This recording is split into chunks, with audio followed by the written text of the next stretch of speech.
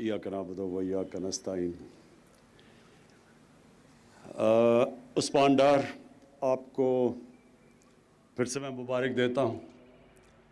ये जो इनिशिएटिव आपने लिया कामयाब जवान का, बेसिकली आप स्मॉल और मीडियम इंडस्ट्री की बात कर रहे हैं।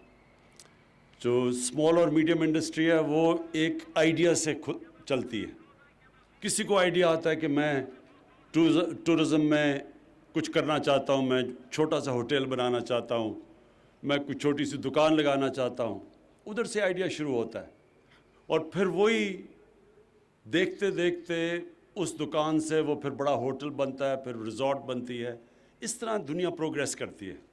तो आइडिया सबसे पहले आता है, लेकिन प्रॉब्लम ये होता है नौजवानों के लिए कि आइडिया तो आ जाता है लेकिन पैसे नहीं होते। और ये बिल्कुल ठीक कहा उस्मान डार ने। यहाँ बदकिस्मती से जो गवर्नमेंट की मदद करनी चाहिए थी स्मॉल और मीडियम इंडस्ट्री को, जो छोटी इंडस्ट्री है, वो बदकिस्मती से कभी किसी ने तवज्जो ही नहीं दी, जिसकी वजह से वो मुल्क जिसका दुनिया में दूसरे नंबर पे सबसे नौजवान आबादी है, सेकंड यंगेस्ट पॉपुलेशन, और वो मुल्क इस इतनी बड़ी रिसोर्स को सही तरह अभी तक इस्तेमाल नहीं कर सका। तो ये अभी जो शुरुआत है हमारी कामयाब जवान की, अभी ये शुरुआत है, क्योंकि बैंक्स का भी अभी तक मसला था। बैंक्स को भी आदत नहीं थी नौजवानों को पैसे देने की, रिस्क आती है, तो वो उसकी वजह से एक पूरा एक इकोसिस्टम ही नहीं था। एक मुल्क में रवायत ही चली गई थी कि नौजवानों की मदद करने की। अमेरिका के अंदर एक सिलिकन वैली है, वो सिलिकन वैली ने अमेरिका को कहाँ से कहाँ ले गई, आईटी इंडस्ट्री को कहाँ से कहाँ ले गई। और वहाँ 20, 25, 26 साल के नौजवान थे जो आइडिया लेके आते थे। उस आइडिया के लिए पैसा इकट्ठा हो जाता था। एक माशरे के अंदर आइडियाज़ को बैक करने के लिए एक पूरा सिस्टम था, और वो देखते देखते नौजवान दुनिया के सबसे अमीर तरीन आदमी भी बन गए। अमेरिका का भी वेल्थ क्रिएशन, वहाँ की दौलत भी बढ़ा दी, और सारी दुनिया के अंदर कितने लाखों नौजवानों को नौकरियाँ भी अब देते हैं। तो हमने ये अब शुरुआत है, लेकिन मुझे जो मैंने देखा है अपने नौजवानों को, क्योंकि मुझे पाकिस्तान से बाहर अपने पाकिस्तानियों को देखने का बहुत मौका मिला। पहले क्रिकेट के ज़रिए मैं सारी दुनिया में जब जाता था तो हम पाकिस्तानी मिलते थे मैच देखने, तो उनसे राब्ते होते थे तब। उसके बाद अभी भी मेरा उनसे राब्ता रहा। तो वहाँ आपको इतनी खुशी होगी देख के कि यंग पाकिस्तानी हैं, क्योंकि एक सिस्टम उनकी मदद करता है कि वो एक आइडिया लेके आएँ और सिस्टम उसको बैक करता है। वो कहाँ से कहाँ पहुँच गए, और हम अभी तक वो अपना जो हमारे मुल्क का पोटेंशियल है उसको पूरा नहीं कर सके। तो जो मैं देख रहा हूँ पख्तूनख्वा में सबसे तेज़ी से थोड़े वक्त के अंदर जो मैं देख रहा हूँ कि पख्तूनख्वा में जो बिज़नेस सबसे तेज़ी से बढ़ेगी वो है टूरिज़म।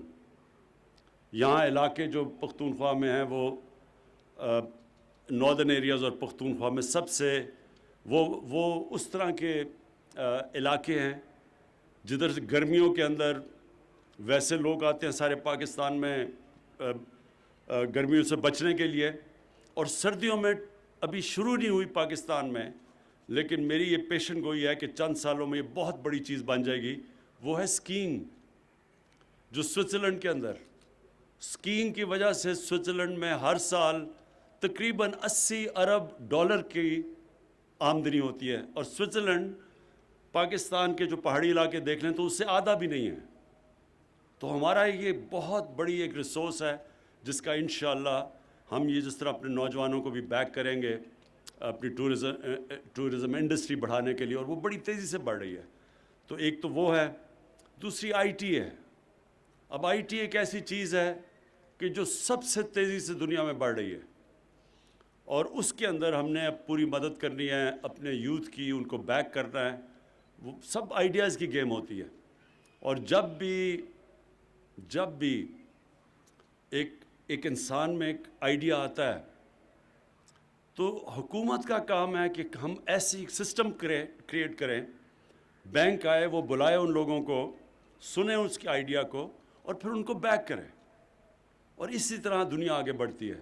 اس میں آج بینک آف خیبر کو خاص تعریف کرتا ہوں، کیونکہ انہوں نے اس میں پوری طرح شرکت کر رہے ہیں، اور ادھر پنجاب میں بینک آف پنجاب بھی بڑی زبردست طریقے سے اس میں بھی مدد کر رہا ہے اسمال اور میڈیم انڈسٹری کی۔ اور اس کے علاوہ جو ہم افورڈیبل ہاؤسنگ بنا رہے ہیں، یعنی سستی، جو وہ لوگ جو تنخواہ دار طبقہ تو جو گھر نہیں خرید سکتا، اس کے لیے سستے قرضے کا بندوبست کر رہے ہیں لو کاسٹ ہاؤسنگ میں، تو اس میں بینک آف پنجاب اس وقت بڑا آگے ہے۔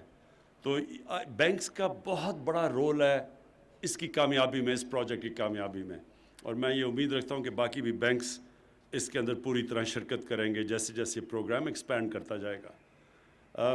میں بالکل ٹھیک آپ نے بات کی عثمان کی، اگلی ہم جائیں گے ساؤتھ وزیرستان، وہ علاقے پیچھے رہ گئے ہیں، وہاں بہت بڑا نوجوان آبادی ہے جو بے روزگار ہے اس وقت، تو ادھر بھی جا کے ان لوگوں کو بھی ہم انشاءاللہ اس طرح کے قرضے دیں گے، جس طرح کا بھی آئیڈیا آیا اس کو بیک کرنے میں قرضے دیں گے۔ مجھے ایک خوشی ہوئی کہ لائف سٹاک کے اندر بھی لوگ آ رہے ہیں، یہ بہت بڑی ایک فیلڈ ہے لائف سٹاک۔